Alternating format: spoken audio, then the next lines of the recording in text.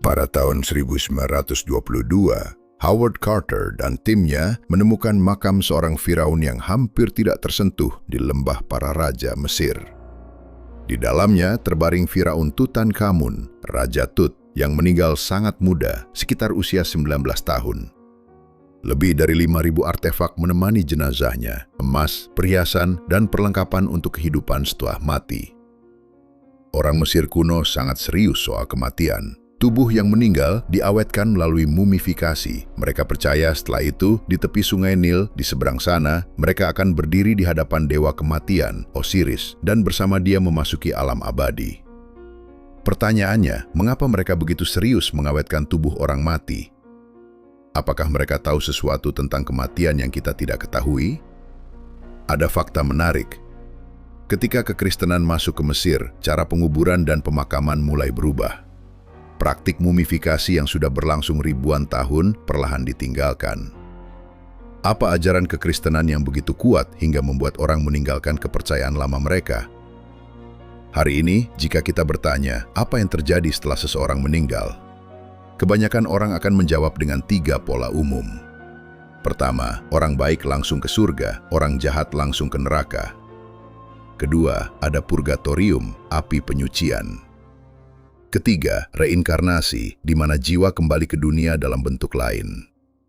Tapi, apakah benar ada kehidupan setelah kematian? Jika ada, seperti apa bentuknya? Pertanyaan ini bukan hal baru.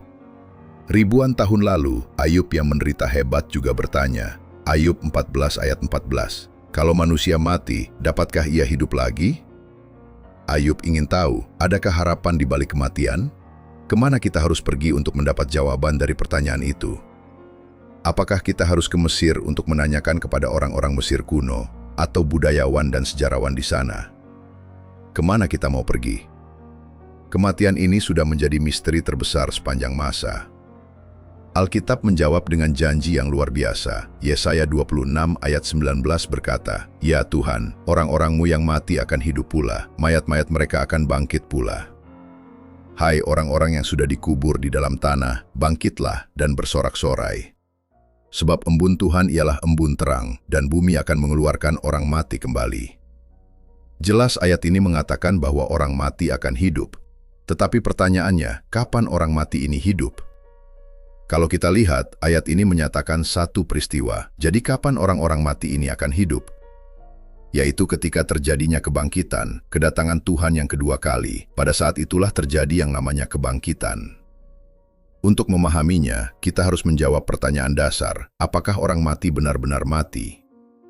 Apakah orang mati itu benar-benar mati, atau mereka sebenarnya masih hidup di dimensi lain?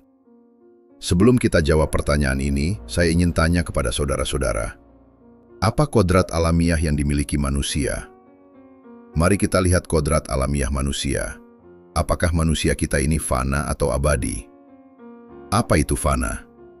Fana adalah takluk kepada kematian, sedangkan abadi adalah tidak takluk kepada kematian. Jadi apakah manusia fana atau abadi? Puji Tuhan, kamu bilang fana. Kalau orang Mesir kuno, mereka percaya bahwa manusia ini abadi, sampai mereka punya ini, simbol yang namanya Anka. Ini adalah satu kunci untuk menuju kepada keabadian. Itu kepercayaan mereka. Tetapi apa kata firman Tuhan?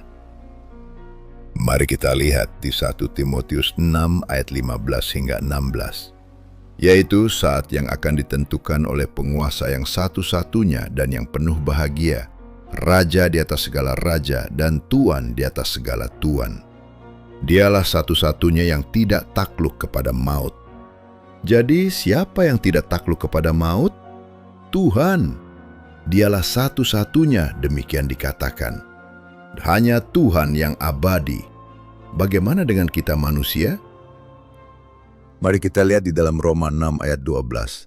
Sebab itu hendaklah dosa jangan berkuasa lagi di dalam tubuhmu yang fana. Jadi apa kata firman Tuhan? Ternyata manusia kita adalah fana. Sekalipun orang Mesir membuat mumi dengan sangat hati-hati, akhirnya mumi itu membusuk juga. Manusia tidak memiliki keabadian secara alamiah. Mungkin ada yang berpikir, tadi ayat itu kan berkata tubuhmu yang fana. Ya memang tubuh itu fana, tapi kan jiwa abadi. Jadi pertanyaannya, apakah jiwa itu fana atau abadi? Mari kita lihat apa kata firman Tuhan. Kita buka di Yeskiel 18 ayat 4. Sungguh semua jiwa aku punya, baik jiwa ayah maupun jiwa anak aku punya. Dan orang yang berbuat dosa itu yang harus mati. Jadi lagi-lagi kita temukan jiwa adalah fana. Kita semua fana, hanya Tuhan yang abadi, satu-satunya yang tidak takluk kepada maut, sedangkan kita semua manusia ialah fana. Mari kita coba lihat beberapa fakta ini di dalam Alkitab.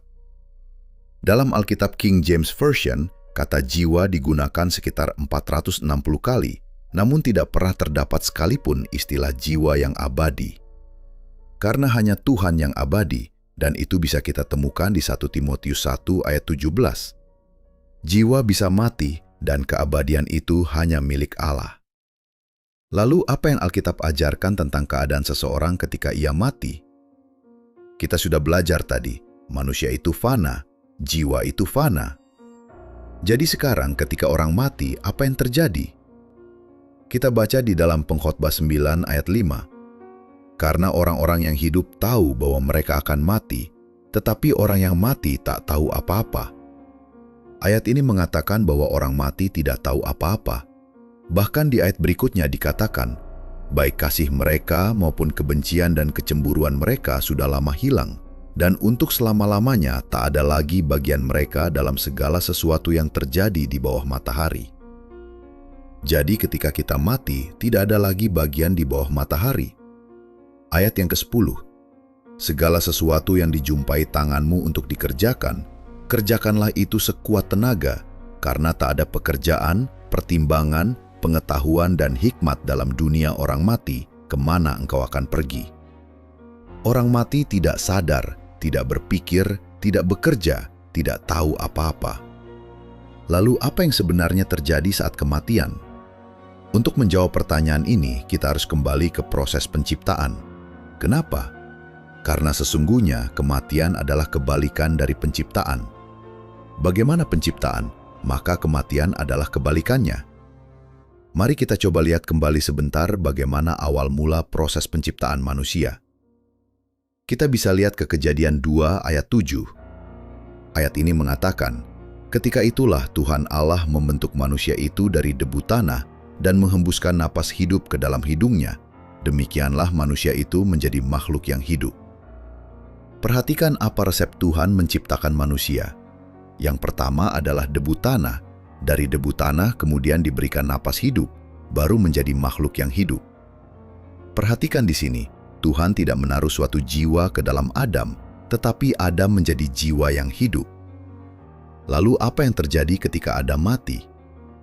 Di dalam Kejadian 3 ayat 19 berkata, dengan berpeluh engkau akan mencari makananmu, sampai engkau kembali lagi menjadi tanah, karena dari situlah engkau diambil, sebab engkau debu dan engkau akan kembali menjadi debu. Ingat resep ketika manusia diciptakan, pertama debu tanah, yang kedua napas hidup. Ketika manusia mati, ia akan kembali. Yang tadinya debu tanah, maka akan kembali ke debu tanah. Lalu unsur yang kedua tadi apa? Napas hidup. Bagaimana dengan napas hidup? Mari kita lihat di dalam Pengkhotbah 12 ayat 7. Dikatakan, dan debu kembali menjadi tanah seperti semula, dan roh kembali kepada Allah yang mengaruniakannya. Semuanya kembali. Ketika orang mati, yang tadinya debu, kembali menjadi debu, dan kemudian roh. Kemana roh ini kembali? Kepada Tuhan. Tapi pertanyaan sekarang, ini roh apa sebenarnya? Jangan-jangan inilah yang dimaksud roh yang di TV-TV itu melayang-layang merasuki orang. Apakah seperti itu? Mari kita cari tahu jawabannya. Ingat, tadi ada dua unsur ketika Tuhan menciptakan manusia. Yang pertama adalah debu tanah, yang kedua adalah napas hidup. Jadi ketika firman Tuhan berkata, ketika orang mati dia akan kembali seperti semula sebelum dia diciptakan, maka berarti dua unsur inilah yang kembali. Debu kembali kepada debu. Kedua, yang kembali kepada Tuhan adalah napas hidup. Jadi inilah sebenarnya yang dimaksudkan dengan roh. Ingat tadi Kejadian 2 ayat 7, dari debu tanah dan napas hidup inilah yang kembali kepada Tuhan. Bukan roh seperti yang kita lihat di film-film. Tapi saudara-saudari juga berpikir, ayat tadi bilang roh, bukan napas hidup.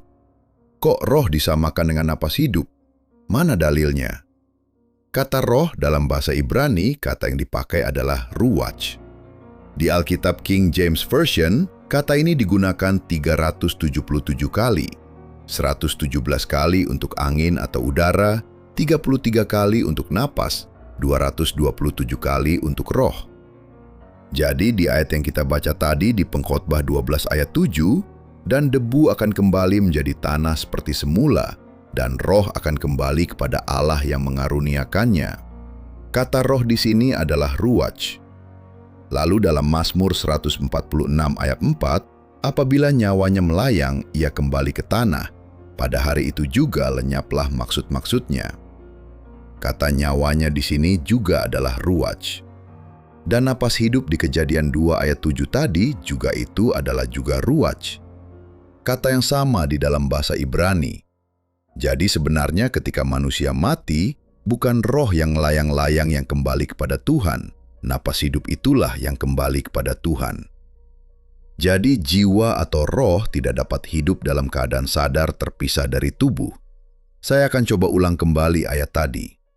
Ketika itulah Tuhan Allah membentuk manusia itu dari debu tanah dan menghembuskan napas hidup ke dalam hidungnya. Demikianlah manusia itu menjadi makhluk yang hidup. Debu tanah ditambah dengan napas hidup kemudian menjadi makhluk yang hidup. Saya mencoba mencari kata jiwa di Kamus Besar Bahasa Indonesia. Ini yang saya temukan. Kata jiwa menurut Kamus Besar Bahasa Indonesia ada banyak sekali. Diartikan sebagai nyawa, diartikan sebagai seluruh kehidupan manusia, diartikan kepada sumber tenaga, diartikan sebagai orang, diartikan sebagai kekasih, diartikan sebagai daya hidup atau makhluk hidup. Jika kita lihat semua maksud ini benar-benar sesuatu yang nyata, sesuatu yang benar-benar hidup, bukan sesuatu yang mati. Jadi sekarang kita sudah belajar tubuh fana. Nah, apa yang terjadi pada jiwa setelah kematian? Pengkhotbah 12 ayat 7, dan debu kembali menjadi tanah seperti semula, dan roh kembali kepada Allah yang mengaruniakannya. Lalu jiwanya kemana?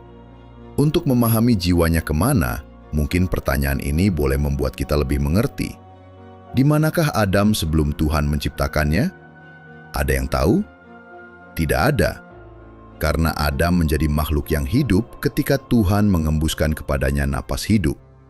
Sebelum Tuhan menghembuskan napas hidup, tidak ada jiwa Adam melayang-layang di mana-mana, sama sekali belum ada. Jadi, debu ditambah roh atau napas sama dengan seorang jiwa yang hidup. Ilustrasi sederhana, lampu yang mati ditambah dengan aliran listrik, maka lampu akan menyala, muncul yang namanya cahaya. Ini sama halnya dengan debu tanah yang dibentuk Tuhan, ditambah dengan napas hidup, menjadi jiwa yang hidup. Lalu sekarang, lampu yang hidup ini, saklarnya saya matikan, listriknya hilang. Kemana cahayanya? Cahayanya kemana? Hilang begitu saja. Sama seperti manusia yang hidup, ketika mati, napas hidup terpisah, diambil, kemudian tubuh kembali menjadi debu tanah, jiwanya kemana? Tidak ada, hilang begitu saja. Jadi sekarang, di mana orang mati berada? Yohanes 5 ayat 28 hingga 29. Janganlah kamu heran akan hal itu, sebab saatnya akan tiba bahwa semua orang yang di dalam kuburan akan mendengar suaranya. Di mana orang mati, firman Tuhan katakan? Orang mati ada di dalam kubur, tidak kemana-mana. Dan mereka yang telah berbuat baik akan keluar dan bangkit untuk hidup yang kekal, tetapi mereka yang telah berbuat jahat akan bangkit untuk dihukum. Mereka yang mati saat ini masih dikubur dan akan bangkit setelah Yesus datang yang kedua kali. Sekali lagi, Pengkhotbah 9 ayat 5 menyatakan dengan tegas kepada kita bahwa orang yang mati tidak tahu apa-apa. Yang menarik adalah Alkitab memberikan satu pernyataan. Orang mati itu juga seperti tidur, katanya. Di dalam Ayub 14 ayat 12. Demikian juga manusia berbaring dan tidak bangkit lagi, sampai langit hilang lenyap, mereka tidak terjaga dan tidak bangun dari tidurnya. Itulah kenapa dalam konsep kekristenan, orang yang mati itu adalah seperti orang yang tidur. Dalam Mazmur 13 ayat 4, "Pandanglah kiranya, jawablah aku ya Tuhan Allahku, buatlah mataku bercahaya, supaya jangan aku tertidur dan mati." Karena orang mati seperti tidur. Ada satu kisah di kitab suci yang menguatkan gambaran ini. Di dalam Yohanes 11 ayat 11 hingga 14, di dalam perikop ini menceritakan bagaimana Yesus yang memiliki 3 orang teman dekat, yaitu Maria, Marta, dan Lazarus. Dan satu hari Lazarus jatuh sakit yang sangat serius. Singkat cerita, Lazarus kemudian mati. Dan kita lihat apa yang Yesus katakan terhadap Lazarus yang sudah mati. Yesus bilang di dalam Yohanes 11 ayat 11, Yesus berkata, "Lazarus, saudara kita telah tertidur, tetapi aku pergi ke sana untuk membangunkan dia dari tidurnya." Murid-muridnya heran, ini maksud Yesus apa ini? Masa iya Lazarus tidur? Kalau tidur, pasti dia bangun, pasti sembuh. Maka murid-muridnya kemudian berkata, "Tuhan, jikalau ia tertidur, ia akan sembuh." Akhirnya Tuhan tahu bahwa murid-muridnya belum mengerti konsep yang dia nyatakan. Kemudian Yesus bilang, maksud Yesus ialah tertidur dalam arti mati, sedangkan sangka mereka, Yesus berkata tentang tertidur dalam arti biasa. Karena itu Yesus berkata dengan terus terang, "Lazarus sudah mati." Jadi dalam perikop ini, di satu sisi Yesus mengatakan saudara kita telah tertidur, Lazarus. Tapi di saat yang sama, Yesus menyatakan Lazarus sudah mati. Jadi konsep kekristenan, orang mati seperti orang tidur. Ketika kita tidur, tidak tahu apa-apa. Kita tidak tahu berapa lama kita tertidur, tiba-tiba kita bangun. Ketika nanti Yesus datang, orang mati dibangkitkan. Orang mati tidak tahu sudah berapa lama mereka meninggal. Itulah yang dimaksud. Kita lanjutkan cerita ini. Kemudian Yesus pergi untuk menemui Marta dan saudara-saudaranya. Saat Yesus tiba, Marta sedih. Lalu Marta bilang, "Tuhan, sekiranya Engkau ada di sini, saudaraku pasti tidak akan mati." Tetapi yang luar biasa, Marta punya iman. Dia berkata, "Tetapi sekarang pun aku tahu bahwa Allah akan memberikan kepadamu segala sesuatu yang engkau minta kepadanya." Luar biasanya iman Marta. Lalu Yesus bilang, "Saudaramu akan bangkit." Perhatikan, Yesus menyatakan satu janji kepada Marta, saudaramu akan bangkit. Lalu apa respons Marta? Lihat di ayat selanjutnya. Kata Marta kepadanya, "Aku tahu bahwa ia akan bangkit pada waktu orang-orang bangkit pada akhir zaman." Dalam pemikiran Marta, ketika Yesus katakan saudaramu akan bangkit, Marta merujuk ke kebangkitan akhir zaman, dan itu sesuai dengan apa yang dikatakan di dalam firman Tuhan dalam Yohanes 5 ayat 28 tadi, bahwa semua orang yang di dalam kuburan akan mendengar suaranya dan orang-orang mati akan bangkit keluar. Singkat cerita, kemudian Yesus pergi ke dalam kuburan di mana Lazarus dikuburkan. Lalu Yesus berkata, "Gulingkan batu itu." Lalu berseru ia dengan suara keras, "Lazarus, marilah keluar." Perhatikan, Yesus berkata, "Lazarus, mari keluar." Yesus tidak bilang, "Lazarus, turunlah." Lalu setelah Yesus berkata demikian, maka Lazarus pun keluar, dan kita tahu cerita selepas itu Lazarus benar-benar hidup. Kenapa Yesus bilang, "Lazarus keluarlah," tapi bukan "Lazarus turunlah"? Karena orang mati ada di dalam kubur. Kalau Lazarus sudah di surga, mengapa Yesus menyuruhnya keluar dari kubur, bukan turun dari surga? Bayangkan jika orang yang kita kasihi sudah enak di surga, memuji Tuhan, lalu Yesus menyuruh mereka turun kembali ke dunia yang penuh penderitaan. Itu bukan berkat, itu kutukan. Lazarus sedang tertidur, tidak tahu apa-apa, dan Yesus membangunkannya. Jadi Lazarus tidak punya kisah yang diceritakan di balik kematiannya. Tidak ada. Kenapa? Karena firman Tuhan sudah menyatakan, orang mati tidak tahu apa-apa. Orang mati seperti orang yang tidur. Jadi, berapa banyak yang diketahui orang mati? Tidak ada. Mungkin kalian bisa mencatat ayat-ayat berikut ini di dalam Pengkhotbah 9 ayat 5. Orang mati tidak tahu apa-apa.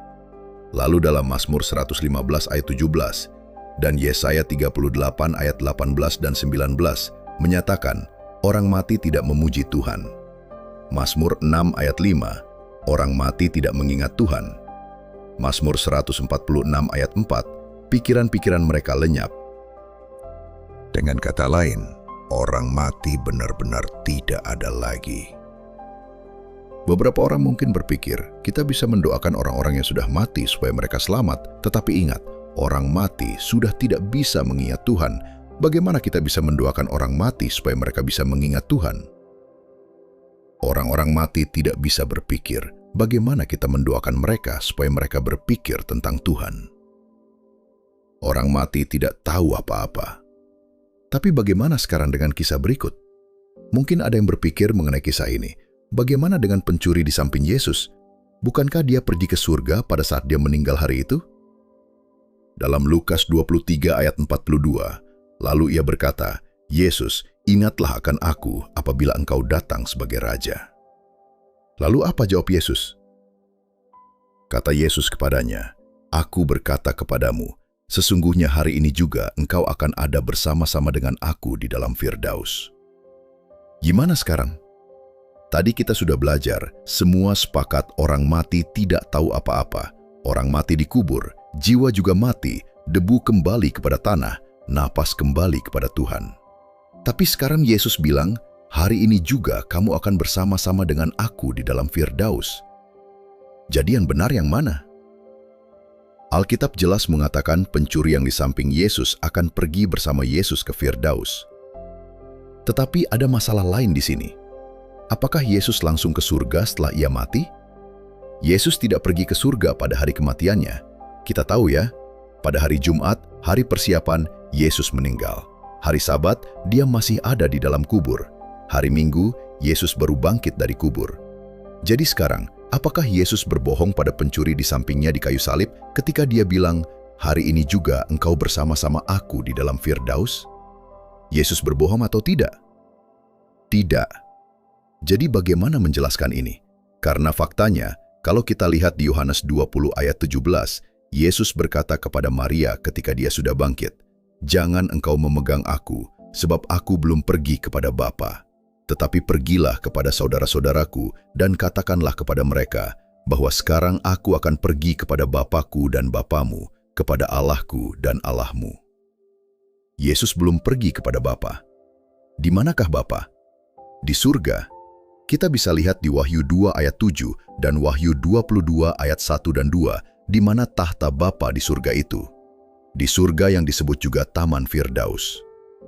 Tapi kenyataannya, Yesus pun belum pergi ke surga ketika dia mati. Setelah dia bangkit pun dia masih di bumi. Jika Yesus saja belum pergi ke surga pada Minggu pagi, apakah ia bersama pencuri itu di surga pada hari Jumat? Tentu tidak. Lalu, bagaimana memahami Lukas 23 ayat 43? Dalam bahasa asli Alkitab, tidak terdapat yang namanya tanda baca. Ini ditambahkan beratus-ratus tahun kemudian oleh para penerjemah. Tanda koma, tanda seru, tanda titik di bahasa asli tidak ada. Tanda koma ditambahkan oleh penerjemah kemudian. Jika ayat di Lukas 23 ayat 43 tadi ditulis dalam bahasa Indonesia seperti pola bahasa aslinya, maka akan terlihat seperti ini. Ada yang bisa baca? Agak susah ya? Nah, inilah bahasa aslinya. Inilah susunan huruf pada awalnya. Tidak ada yang namanya tanda baca, tetapi karena proses penerjemahan untuk membantu orang-orang memahami lebih baik, ditambahkanlah yang dinamakan tanda baca. Lukas 23 ayat 43, kata Yesus kepadanya, "Aku berkata kepadamu, sesungguhnya hari ini juga engkau akan ada bersama-sama dengan aku di dalam Firdaus." Ada satu tanda baca di sini, tanda baca koma. Sekarang mari kita coba pindahkan tanda koma ini. Kita bukan sedang menambahkan atau mengurangi Alkitab, bukan, tapi kita sedang menyesuaikan tanda baca. Ingat, tanda baca ini tidak ada di bahasa aslinya. Sekarang mari kita coba pindahkan tanda koma ini. Jadi seperti berikut ini. Perhatikan yang saya lingkari, ini tanda bacanya. Kata Yesus kepadanya, "Aku berkata kepadamu, sesungguhnya hari ini juga engkau akan ada bersama-sama dengan aku di dalam Firdaus." Pengertiannya masih sama? Berbeda ya? Kita mendapatkan makna yang berbeda antara kalimat pertama tadi ketika tanda koma masih di sana dengan yang sekarang. Yang sekarang bilang, Yesus berkata kepadamu hari ini juga. Aku berkata hari ini, engkau akan bersama-sama dengan aku di dalam Firdaus. Jika ayat ini dipasifkan, ayat ini berbunyi begini. Yesus berkata, "Sesungguhnya hari ini aku berkata kepadamu, engkau akan ada bersama-sama dengan aku di Firdaus." Jadi inilah letak akar masalahnya, yaitu penempatan tanda baca yang kurang tepat sehingga maknanya jadi berubah. Yesus sedang sekarat di salib. Pencuri itu meminta agar Yesus mengingatnya ketika ia datang sebagai raja. Yesus menjawab bukan dengan janji hari ini juga di surga, tetapi jaminan pada hari itu juga. Aku berkata kepadamu hari ini juga, engkau akan ada bersama aku di Firdaus nanti pada saat kebangkitan. Ini sejalan dengan 1 Tesalonika 4 ayat 16 hingga 17. Sebab pada waktu tanda diberi, yaitu pada waktu penghulu malaikat berseru dan sangkakala Allah berbunyi, maka Tuhan sendiri akan turun dari surga dan mereka yang mati dalam Kristus akan lebih dahulu bangkit. Inilah janji Tuhan. Ketika Yesus datang kedua kali nanti, orang mati dalam Kristus akan lebih dahulu bangkit. Ayat yang ke-17, sesudah itu, kita yang hidup yang masih tinggal akan diangkat bersama-sama dengan mereka dalam awan menyongsong Tuhan di angkasa. Demikianlah kita akan selama-lamanya bersama-sama dengan Tuhan. Alkitab mengajarkan bahwa kematian adalah peristirahatan yang tenang, bukan siksaan tanpa henti, bukan hantu yang melayang-layang, bukan jiwa yang terus merindukan keluarga. Orang mati tertidur dengan damai di dalam kubur, menunggu suara gembala yang akan membangkitkan mereka. Itulah sebabnya kekristenan mengubah cara pandang terhadap kematian. Tidak perlu lagi mumifikasi dengan ketakutan. Kita tidak butuh angka atau mumi untuk mendapatkan keabadian. Kita memiliki janji kebangkitan. 1 Korintus 15 ayat 55, "Hai maut, di manakah kemenanganmu? Hai maut, di manakah sengatmu?" Satu pengharapan buat mereka, Tuhan sudah mengalahkan maut. Ketika Yesus datang kembali nanti, apakah kita didapati setia? Apakah kita menjadi bagian umat Tuhan? Akan terjadi sebuah reuni besar ketika kita dibangkitkan nanti, bertemu dengan orang-orang yang kita kasihi. Maut tidak lagi menakutkan bagi orang percaya.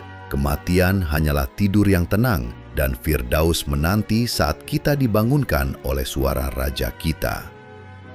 Terima kasih sudah menonton. Tuhan memberkati.